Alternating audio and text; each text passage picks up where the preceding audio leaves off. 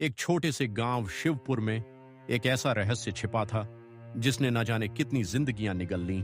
और एक दिन एक बेटे का साहस उस अंधेरे को खत्म करने वाला था। मुझसे वादा कीजिए मेरे जाने के बाद भी आप हमारे बच्चे पर कभी कोई आंच नहीं आने देंगे। उसे हमेशा अपनी छांव में रखेंगे। मालती, हिम्मत रखो, तुम्हें कुछ नहीं होगा। वैद्य जी की दी हुई दवा जरूर असर करेगी। तुम जल्द ही पहले जैसी ठीक हो जाओगी। पिताजी, माँ ऐसी बातें क्यों कर रही हैं? माँ को क्या हुआ है? कुछ नहीं बेटा, घबराओ मत। माँ बस थोड़ी बीमार है, वह जल्दी ही ठीक हो जाएगी। इतना कहते ही मालती की आवाज थम जाती है। वह चुपचाप आंखें बंद कर लेती है और चारों ओर सन्नाटा छा जाता है। नहीं माँ, तुम मुझे यूं छोड़कर नहीं जा सकती। तुम्हारे बिना मैं कैसे जी पाऊंगा? माँ, प्लीज आंखें खोलो। नहीं माँ। राजू के सर से मां का साया छिन चुका था। बच्चे के साथ बहुत बुरा हुआ है। माँ के बिना यह बच्चा कैसे रहेगा? तुम सही कह रहे हो, पर जो भी होता है वह भगवान की मर्जी से ही होता है। राजू अपने पिता के खेतों में मदद करने लगा।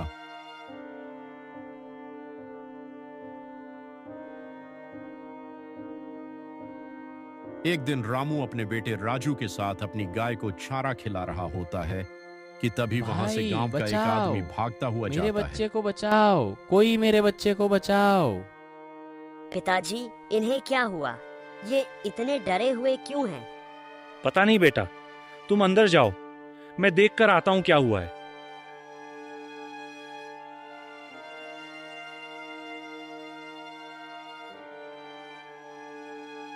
सरपंच साहब, मेरे बच्चों को बचा लीजिए। वो गलती से काली पहाड़ी के पास चले गए हैं। काली पहाड़ी का नाम सुनते ही जैसे सरपंच घबरा गए।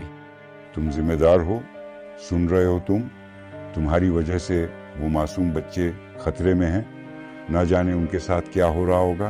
अगर उन्हें कुछ हो गया ना, तो मैं तुम्हें कभी माफ नहीं करूंगा।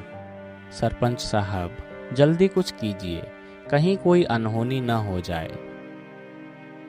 धीरे धीरे गांव के सभी लोग पंचायत में इकट्ठा होने लगते हैं। कल गोपाल के दोनों बच्चे गलती से काली पहाड़ी के पीछे चले गए, तब से उनका कोई अता पता नहीं है। आज आप सबको यहाँ बुलाने का मकसद यही है कि आप अपने बच्चों का खास ध्यान रखें, उन्हें गांव की सीमा से बाहर बिल्कुल न जाने दें। लेकिन सरपंच जी, अभी जो संकट गोपाल के परिवार पर आया है उसका भी तो कोई समाधान कीजिए। लेकिन सरपंच जी, अभी जो संकट गोपाल के परिवार पर आया है उसका भी तो कोई समाधान कीजिए। अगर हमें सच जानना है तो किसी न किसी को काली पहाड़ी के पास जाना ही होगा। बिना वहां गए हमें बच्चों का कोई सुराग नहीं मिलेगा। लेकिन इतनी बड़ी जान का जोखिम भला कौन उठाएगा? काली पहाड़ी का नाम सुनते ही लोगों की रूह कांप उठती है। हाँ, बात तो तुम्हारी सही है। अगर कोई इस खतरे को उठा सकता है तो वो हमारे गांव का चौकीदार ही है। शायद वही वहां जाकर सच्चाई का पता लगा सके। डर और बेचैनी के माहौल में गांव का चौकीदार काली पहाड़ी की तरफ बढ़ने लगता है। हे भगवान, सरपंच साहब ने मुझे कैसी मुसीबत में डाल दिया। काली पहाड़ी जाना ये कोई मामूली काम नहीं है। जैसे ही चौकीदार काली पहाड़ी के करीब पहुंचा, उसके शरीर में डर की एक सिहरन दौड़ गई। चारों तरफ अजीब सा सन्नाटा था, मानो वहां कोई अनजानी ताकत मौजूद हो। जैसे ही चौकीदार आगे बढ़ा, अचानक उसका संतुलन बिगड़ गया और वह धड़ाम से जमीन पर गिर गया। अब चौकीदार भी उस पहाड़ी पर फंस चुका था। जो होना था वो हो चुका। अब ये संकट इतना बड़ा बन चुका है कि हम चाहकर भी कुछ नहीं कर सकते।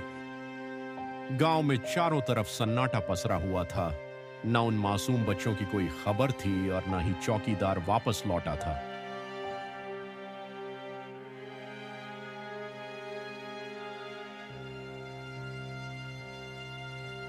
अगर हमें अपने गांव को बचाना है तो हमें जल्द ही कदम उठाना होगा। काली पहाड़ी का रहस्य अब छुपा नहीं रह सकता।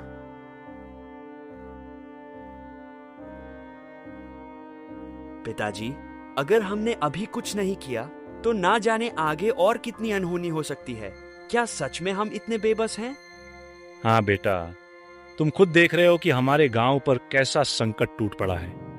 पता नहीं ये काली छाया कब हमारा पीछा छोड़ेगी। गांव का हर इंसान खौफ और चिंता में जी रहा है।